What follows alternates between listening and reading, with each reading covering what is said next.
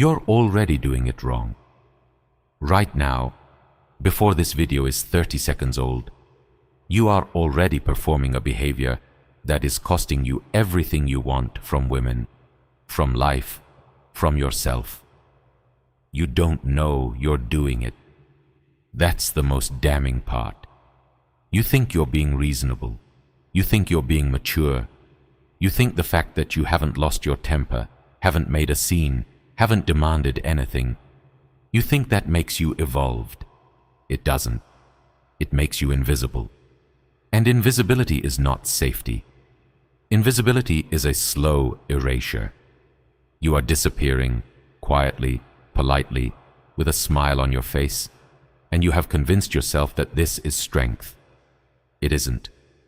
What you are doing, the nodding, the accommodating, the careful monitoring of her emotional temperature before you say a single word, that is not emotional intelligence. That is surveillance.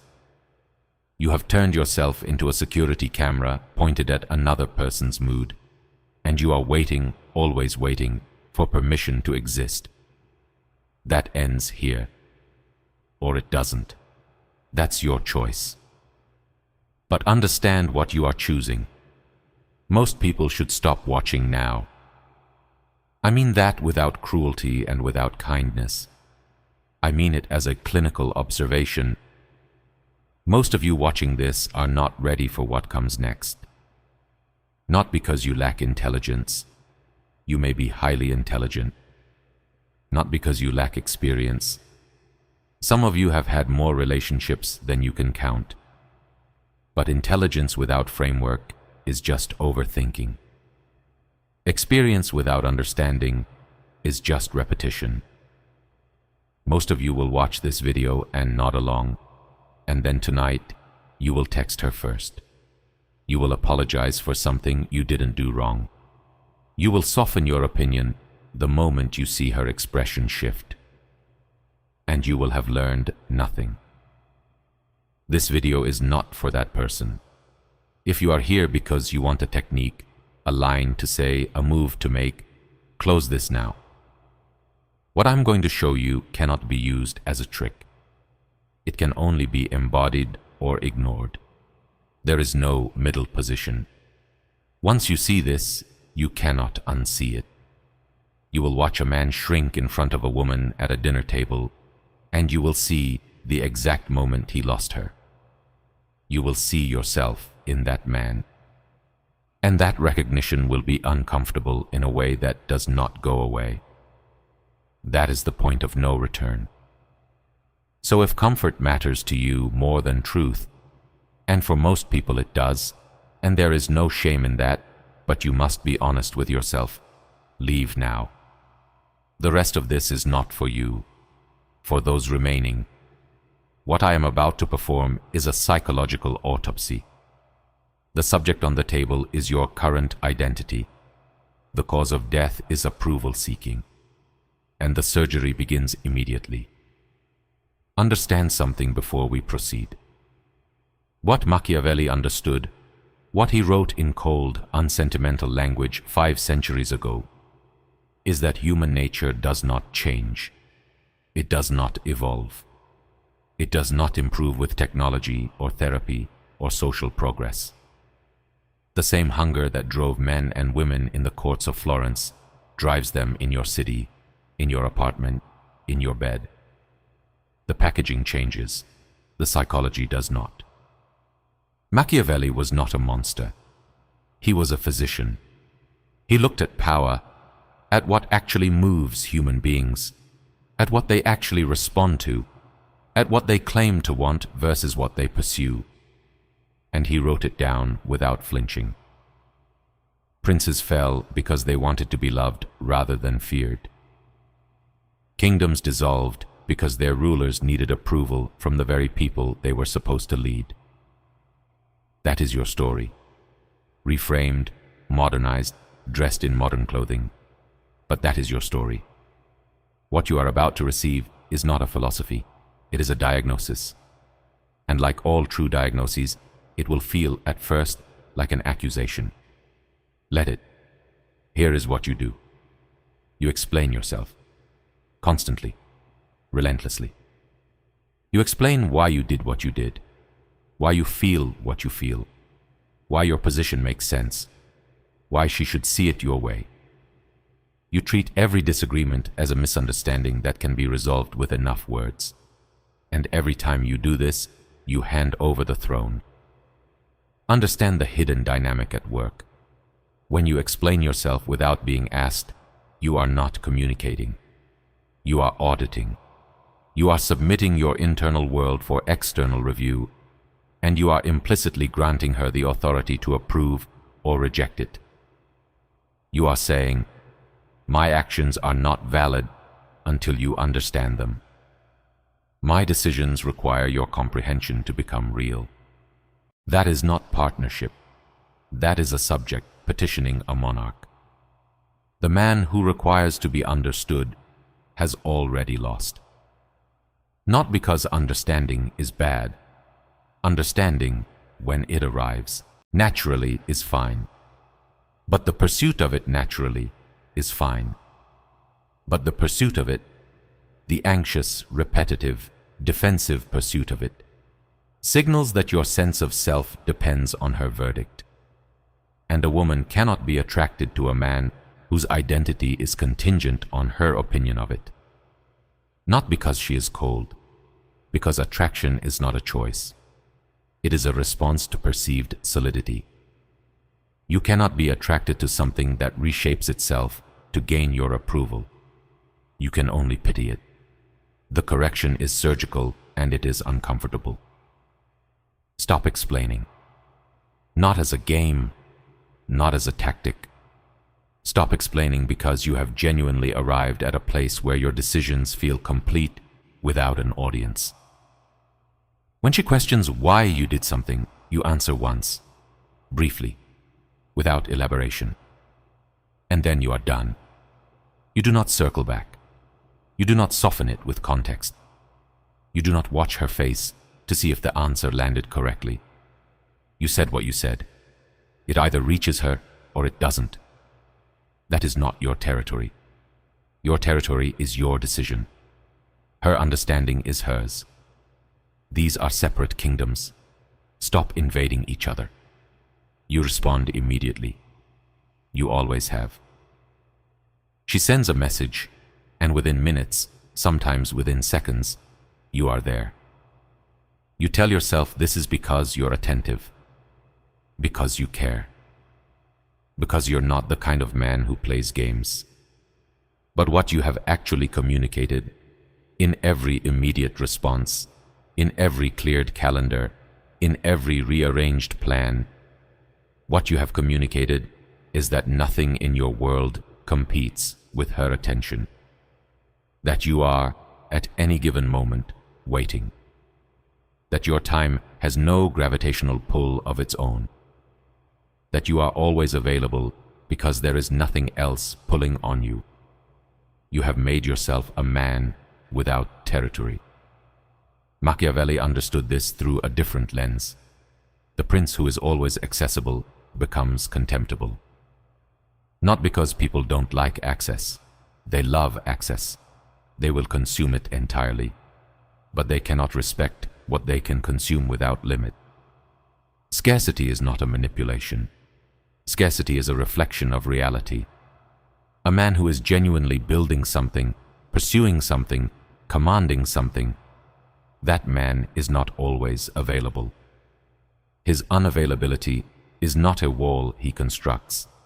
It is a natural consequence of his investment in his own domain.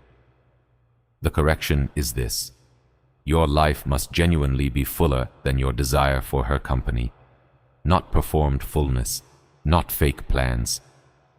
Real investment in something that matters to you more than the validation of being chosen.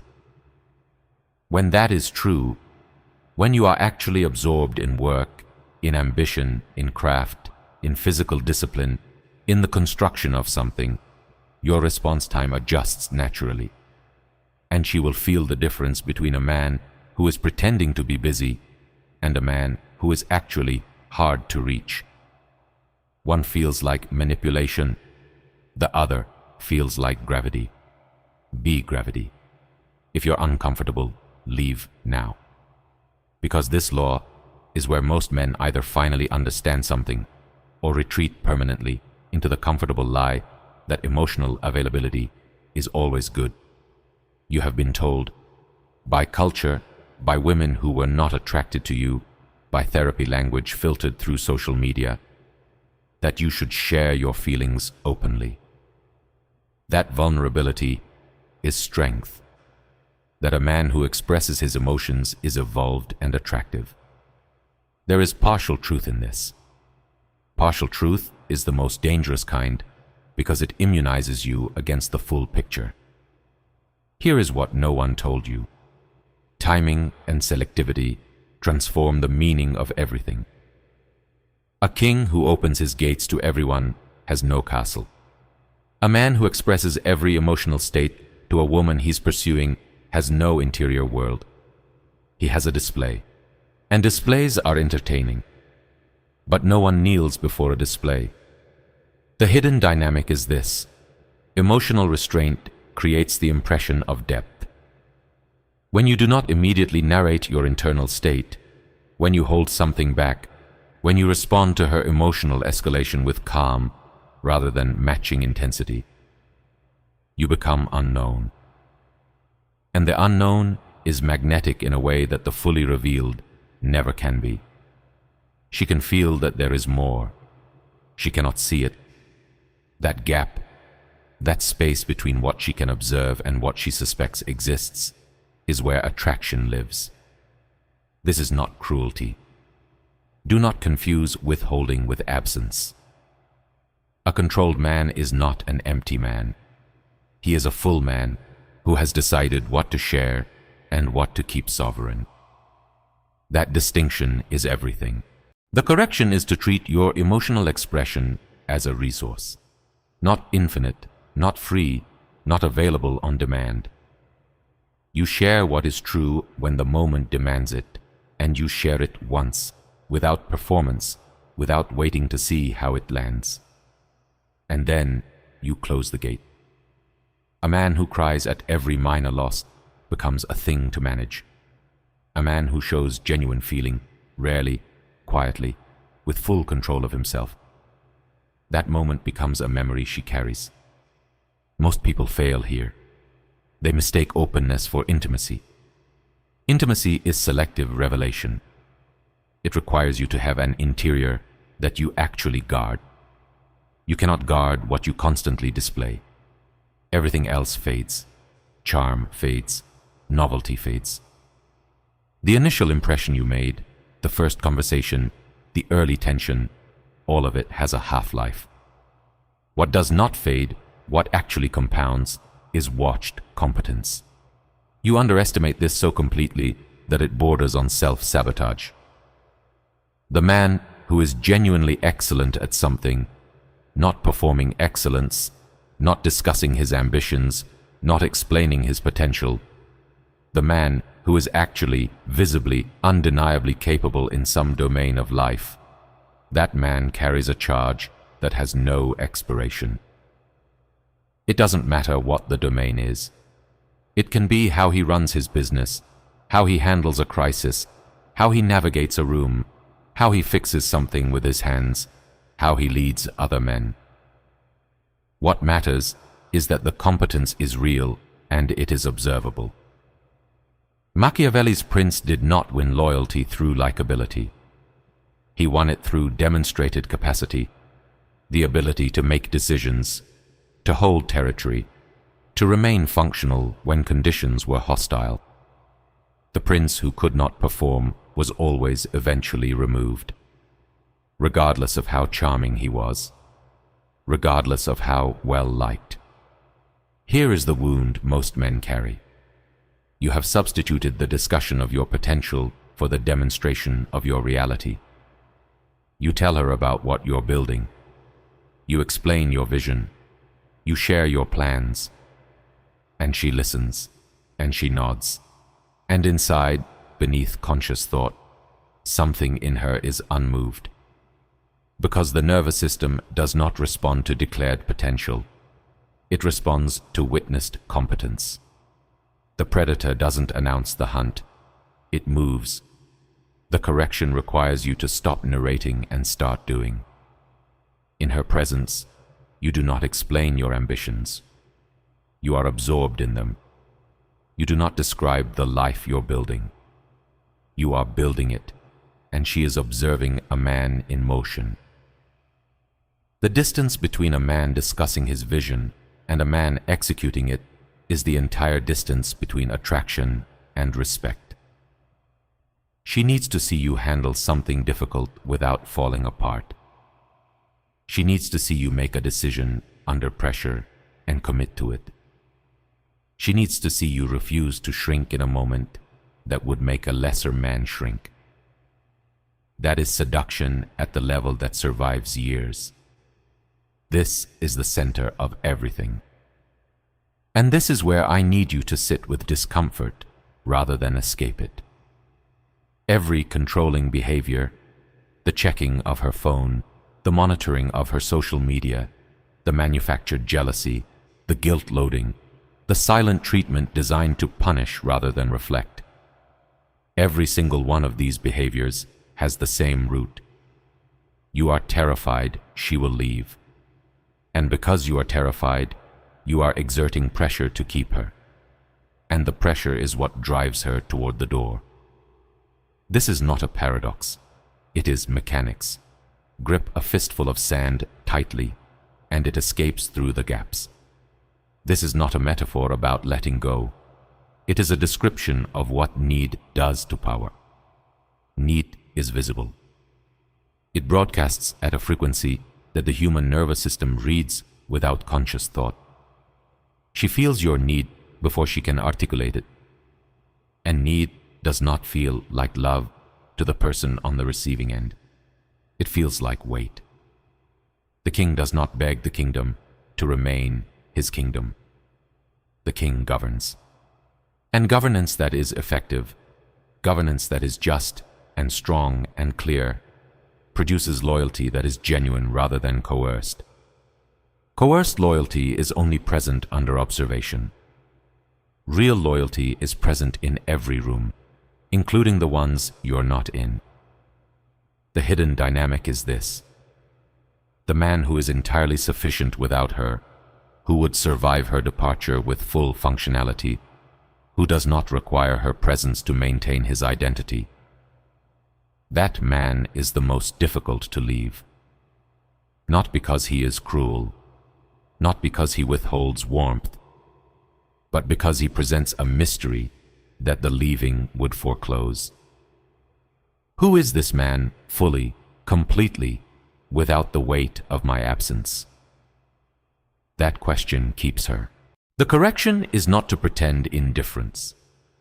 Performed indifference is immediately legible and immediately contemptible. The correction is to actually build a life so complete, so genuinely absorbing, so full of purpose and direction and the respect of other men, that her departure, while painful because you are human, would not hollow you. You would grieve. You would continue. The grief would not define you. When she knows this, and she will know it, the same way she knew the need before you said a word, the dynamic inverts entirely. You become the territory rather than the person seeking territory. That inversion is the entire game. Everything you believe about yourself is written on your body. Every apology you've swallowed, every time you've made yourself smaller to fit into a space, every moment of submission you disguised as politeness, it is all there. In how you stand, in how you move through a room, in whether you take space or borrow it. You think this is about vanity. It isn't. Posture is the architecture of perceived authority. Before you say a single word, your body has already given a full press conference, and most men's bodies are delivering the same speech in every room, every day. I am not sure I should be here. Machiavelli wrote, that the prince must always appear formidable, even when he is not feeling it. Appearance shapes reality because human beings respond to appearances as if they were reality, and sustained appearances eventually become indistinguishable from the real thing. The man who stands like a king long enough begins to think like one. The man who perpetually folds inward eventually can no longer remember what it felt like to occupy space without permission. The hidden dynamic operates at a depth beyond conscious analysis. Women are extraordinarily sensitive to physical signals of confidence and capacity, not because they are shallow, but because the nervous system is ancient. It reads signals that predate language. Your upright spine, your unhurried movement, your willingness to hold eye contact without blinking away first, your ability to be still in a room rather than constantly adjusting and fidgeting and seeking. All of this registers below thought. It is processed as information about whether you are prey or predator, whether you lead or follow, whether your presence is a fact or a request. The correction begins with immediate, non-negotiable physical discipline. Not for aesthetics, for architecture. You stand fully upright. You do not fold your arms across yourself as if protecting from attack. You do not look at your phone when she is speaking as a way of performing disinterest. That is a performance, and it reads as such. You are genuinely present, genuinely still, genuinely occupying your full physical space without apology. You move without urgency. The man who rushes signals anxiety. The man who is calm in his movement signals that nothing in the environment is threatening enough to accelerate him. That stillness is power that requires no words, no status, no performance. It is simply the body of a man who has decided he belongs in the room. Decide that. This is the point of no return. What I'm about to say is the thing that is most consistently left out of every conversation about attraction, about relationships, about what women want. It is left out not because people don't know it, but because saying it directly creates discomfort in an audience that has been trained to treat discomfort as evidence of wrongness.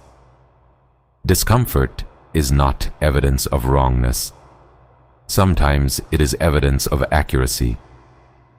Here it is, what women want at the level beneath articulation, beneath what they post about, beneath what they tell their friends, beneath even what they tell themselves. What they want is a man they cannot fully control. Not a man who is cruel, not a man who is unavailable in a way that injures, but a man whose core identity does not bend under their pressure. A man who can be influenced but not reshaped. A man who listens but does not dissolve. This is not what you have been told. You have been told to listen more, accommodate more, ask more questions, center her experience, defer, yield, soften. And every time you have done this, you have felt the relationship cool by a degree you couldn't explain. You attributed it to the wrong thing, to some external factor, to timing, to incompatibility. It was not incompatibility. It was the collapse of tension. Tension is not conflict. Tension is the space between two distinct entities. When you accommodate until you have no distinct edge, there is no space. There is absorption. And you cannot be attracted to something you have absorbed. It no longer exists as other. It is just an extension of you, and extensions do not produce desire. Machiavelli understood this through the lens of governance. The prince who yields to every faction, who seeks to please everyone, who triangulates every decision through the approval of the court. That prince becomes a mirror. And mirrors have no power. They only reflect whoever stands before them. You have become a mirror. The correction is not to become immovable. It is to discover what you actually, non-negotiably are, what you believe, what you will not yield, what you require, not as a list of demands, but as a lived reality. You are a particular man, you have a particular nature. You occupy a particular set of values that do not reorganize themselves when someone beautiful disagrees. Finding that, returning to that, or discovering it for the first time is the only genuine transformation available to you. You're still here. That tells me something. Either you recognized yourself in this, which means you have more self-awareness than most, or you are angry, which means something landed that you are not ready to accept, or you are sitting with genuine discomfort without fleeing, which is the first sign that you might actually be different from the majority who clicked away. All three of those responses are correct. Let me ask you something, and I want you to answer it honestly, not to me, but to yourself, in the silence that exists between what I'm saying and what you're willing to admit. When was the last time you made a decision, a real decision, not a preference, not a suggestion, a decision, and held it without modification when it was questioned? When was the last time someone whose approval you wanted expressed displeasure, and you did not immediately begin negotiating with yourself? When was the last time you were alone, not performing for anyone, not narrating your life for an imaginary audience, not rehearsing conversations? When were you last completely, fully yourself with no audience? If you cannot answer that question quickly, that absence is your problem. Not her behavior, not her choices, not what she did or didn't do. You. The predator does not blame the territory for its own hunger. The general does not blame the terrain for his lack of strategy. You are the variable you can control. You are the only variable that matters. And until you accept that with full, undefended weight, not as a piece of self-improvement language, but as a cold, structural fact, you will repeat this pattern with every woman, in every relationship, until the repetition itself becomes your identity. Some of you are watching this and thinking, but I have tried this. I have been strong. I have pulled back. I have not texted first, and it didn't work. Because you did it as a strategy. You were performing non-neediness while needing. You were performing confidence while seeking approval. You were using this framework as a longer, more sophisticated path to the same destination, her validation. And she felt it. She always feels it. Because the nervous system does not read behavior. It reads intention. And your intention was never to become the man I'm describing. It was to appear like him long enough to receive what you were after. That is manipulation.